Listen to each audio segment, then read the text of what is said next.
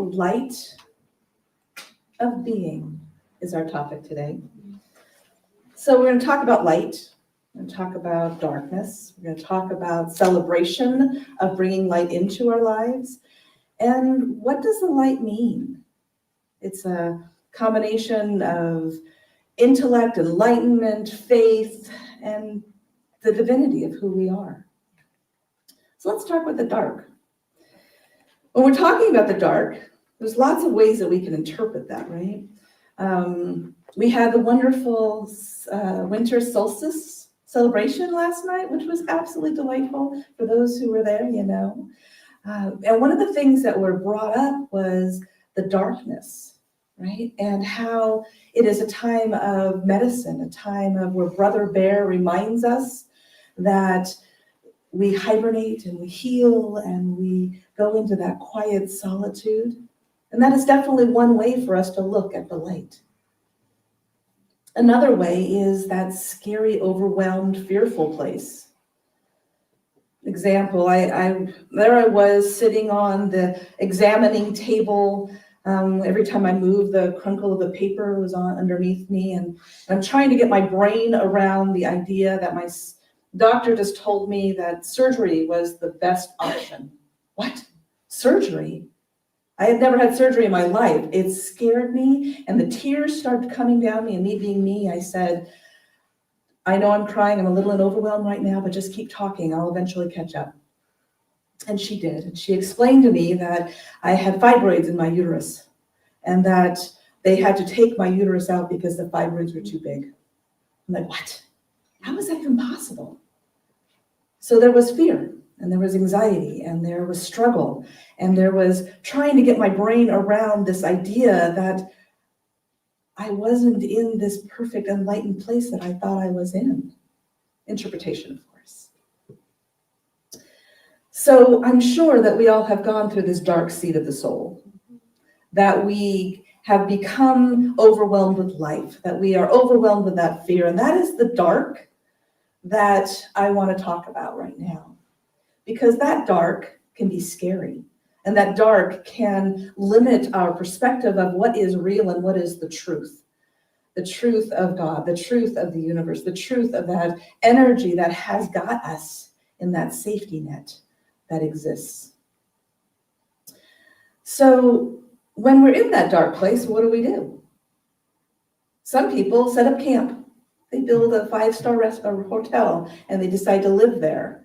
And that is not what the goal is. That's not the purpose.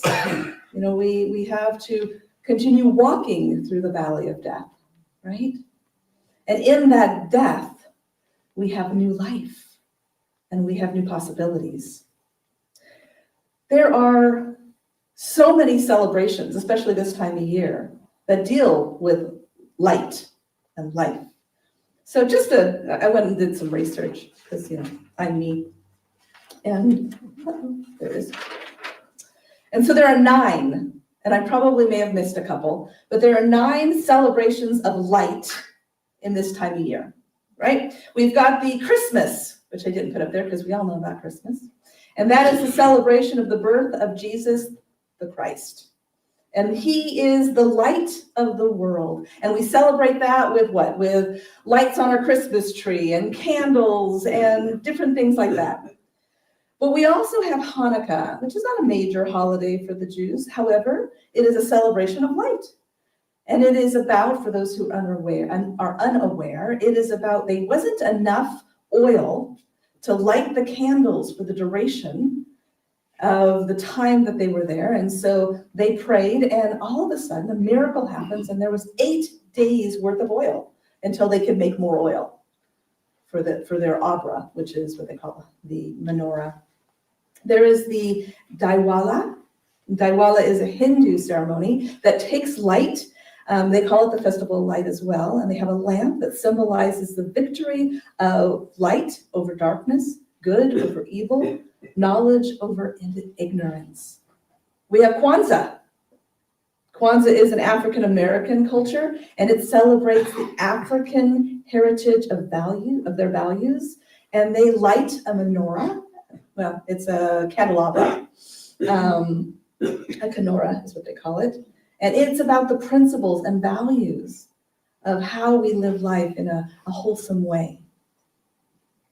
We have Vesak, if I'm pronouncing that right, which is a Buddhist celebration. It's not up there if you're looking for it. And it marks the birth, enlightenment, and death of Buddha. And it is celebrated with lanterns and candles that symbolize illumination of mind and spirit. Just a couple more. We've got the Advent, which is also a Christian celebration, and it's celebrated with 4 candles with one in the middle, which is a 5th candle, and it represents hope and love and joy and peace as we prepare for the celebration of the Christ. We have Yule, which is a pagan ritual, and that celebration is the winter solstice, which we celebrated a bit of that yesterday. And it is about bonfires and candles and a Yule log to honor the rebirth of the sun. And we have Loy Krathong, I might be mispronouncing that one as well, which is done in Thailand. And the Thailand, again, it's about floating lanterns, and it also represents eliminating or letting go of negative energy to start anew. So in different cultures all over the country, all over the world, they celebrate this light, this renewal. So what is the light? Well, Ernest Holmes says light has the power to overcome darkness, not because it combats it, light doesn't fight with darkness, it just is. And in its isness, its beingness, it takes away the dark. And we all know this because if you've ever walked into a dark room and you flick on the switch and the light comes on, the darkness just disappears. So it's not a struggle. It's a simpleness of beingness. So if light represents intelligence, enlightenment, how do we do that? We be that, obviously. But the next thing is about continuing to grow.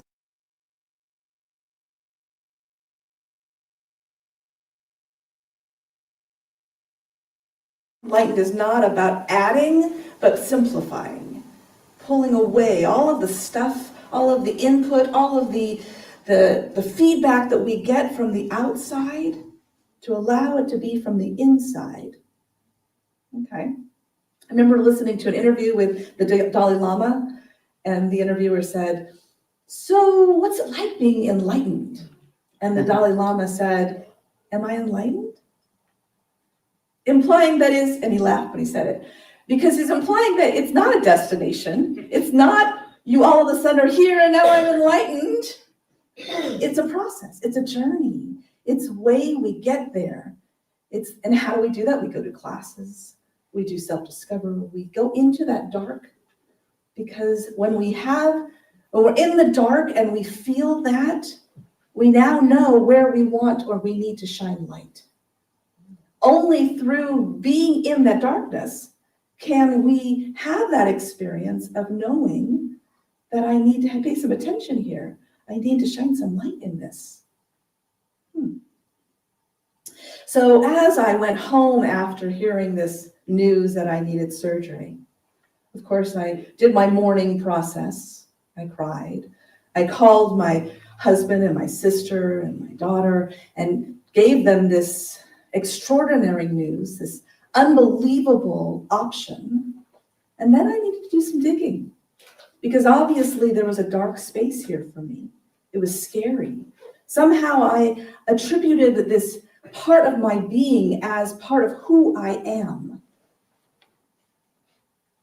Any of you do that? Mm-hmm. Yeah. I am the color of my hair, right? I am the clothes that I wear. I am the people I surround myself with. But that's not the truth. The truth is that I am a perfect expression of God. I am a divine light. I am that cute little girl that loved to color things, the colors that were in my imagination and not what reality told me they were. Which takes us to faith. So Ernest Holmes also says, if one will have faith in themselves, faith in their fellow people, in the universe, in God, that faith will light the place in which we find ourselves. And by the light of this faith, we will be able to see that all is good. And the light shed by this faith will light the way for others. So how do you get faith? So I don't think faith is something that we can just blindly give. We have to grapple with our God to get to a place where we can have that undying knowingness. Because I believe that's what faith is. The knowingness that I know that it's going to be all right. I don't know what it looks like yet, and I don't have to, but I know it's going to be good. I know it's going to be okay. My mother used to say to me, it's always good to see the light at the end of the tunnel. We pray to God it's not a train. The faith is knowing that it's not a train. The faith is knowing that it truly is the sunlight coming through. How many of you have read the book, The Untethered Soul? It's one of my very favorite books. And in that book, they tell the story of the light and how this gentleman decided he went to this meadow and the sun was beautiful and he wanted to live in the light. And so he bought the land and he went there and he built a house. And it gets a little hot in the summertime. So he insulated everything and he covered the windows. And then he ended up spending so much time in the house because he made it exactly how he liked it. So everything was just so comfortable in there. And it got to the point where the lights that he had put in there started to go out. And so he got candles. And so he's sitting in the candlelight and eventually runs out of candles. And he's sitting in the darkness. And then for some reason, one day, he decided to open the door. And guess what happened when he opened the door? All that light came flooding in. Because the purpose is that if we shut ourselves in, we can't have the light. If we cover ourselves. So when I was kind of going through this talk, I kept thinking, well, is the darkness like a cone that we put over, a shell that we put over ourselves, and we let light in by cracks happening outside to let the light in? And then I thought, well, maybe it's more like a little chicken egg. And the chicken waits for that crack to start because he's getting so big. And then he forces it open. And then there's the light. So maybe it's us, not the outside forces, that force that crack so that light can come in. Because we start to get bigger and we grow. And then the light is there. So there's no monopoly on who gets the light and who doesn't get the light. The monopoly is inside of me of how willing I am to open myself up to the light. And that's where faith comes in. The faith of knowing, the faith of knowing that I am who I am and that you don't get to define me. Right? Okay. As we let our light shine, we unconsciously give other people permission to do the same. Marianne Williams, I love her. She has written some amazing books that have shifted my life. So if you haven't read her, I'd highly recommend her. So what this is about is actually figuring out, who am I? What do I have faith in? So just take a minute and think to yourself. Here's my question. I have it written down to make sure I said it right. Where do I let my light shine? Just take a second and think about that. Where do I let my light shine? And where do I turn it down? What do I need to release so that I could shine more fully? So I think about that. And I think, okay, I'm really good at letting my light shine. Most of the time.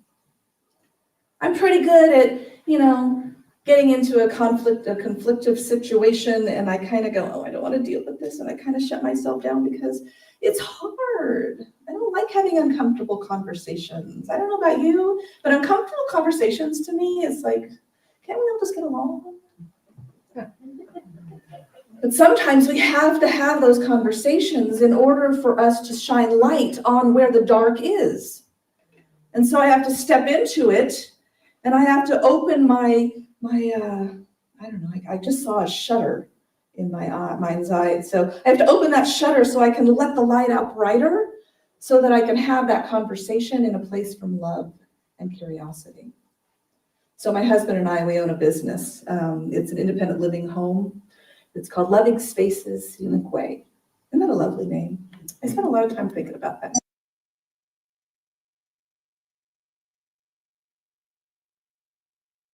We're looking for new people to come in, and he comes to me, and in his wonderful and open way, he says, maybe we need to think about other ways of advertising.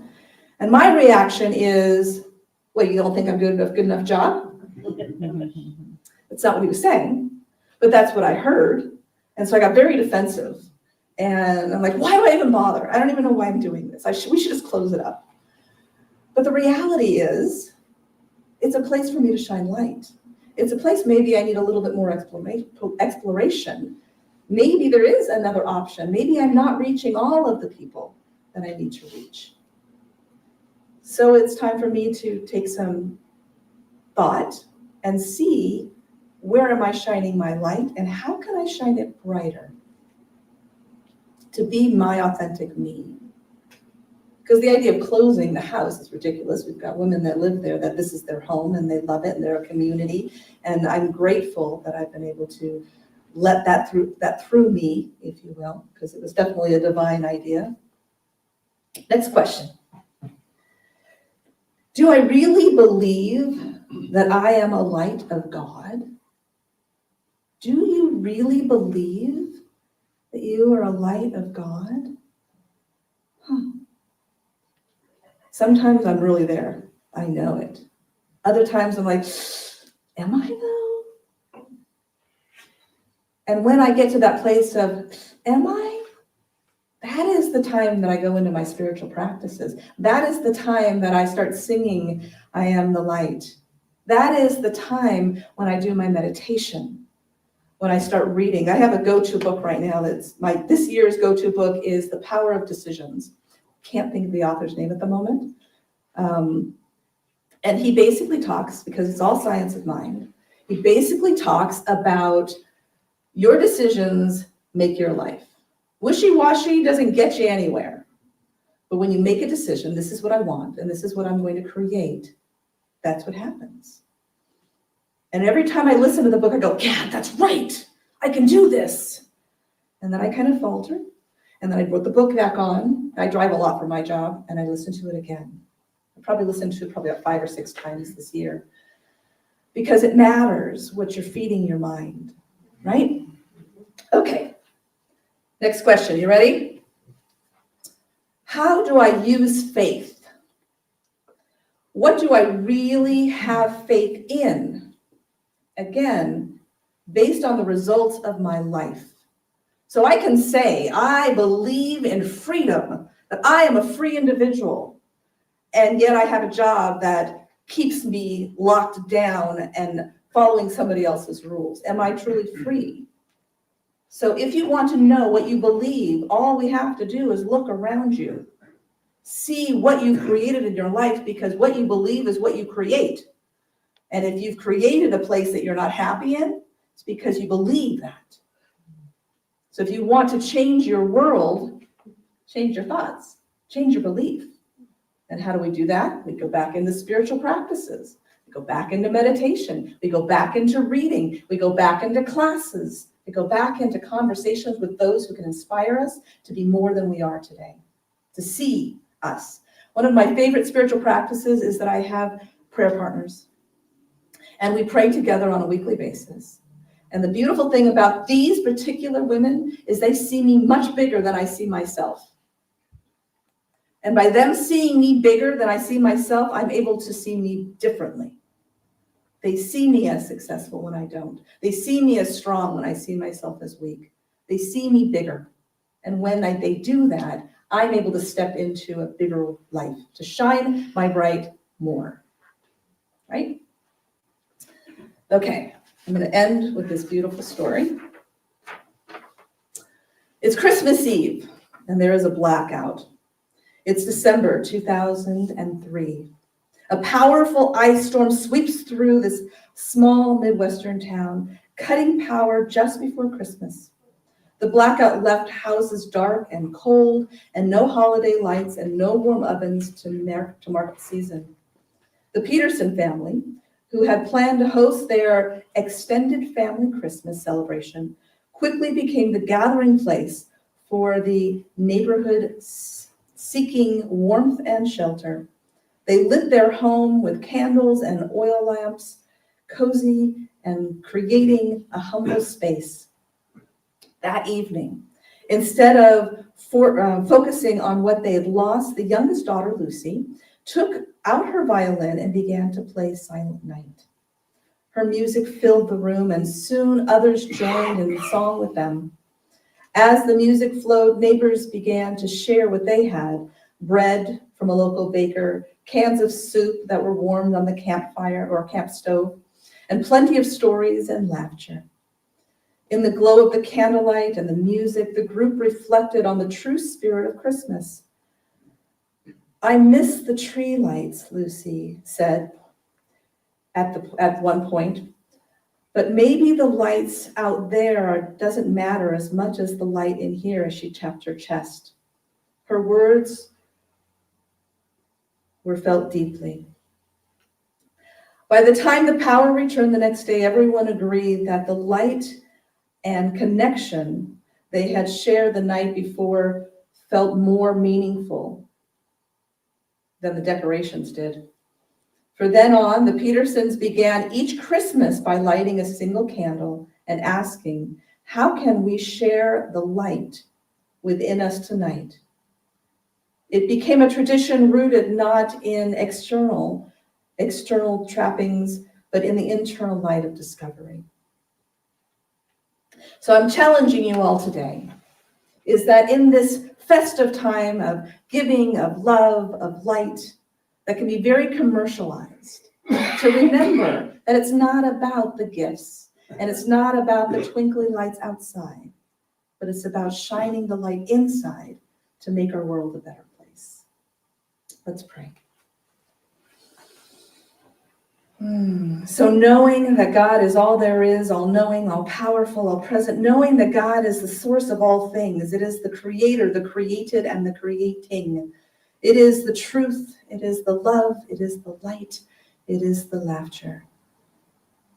Knowing this is the truth, I know that I am of and from and in and as this universal energy, as is everybody in this space, as is everybody in this town, in this country, in this world. And so knowing that is the truth, I know that the light that shines in me is the light that shines in all of us, the uniqueness and the universal. And for this, I'm grateful. So I ask, I know that there is peace, peace in me and peace in the world. I know that there is love in me and love in the world. And I know that on this beautiful expression of love, that we come together in community and connection to express all that God is. I release my word in such gratitude into the law, knowing it is done, done, done.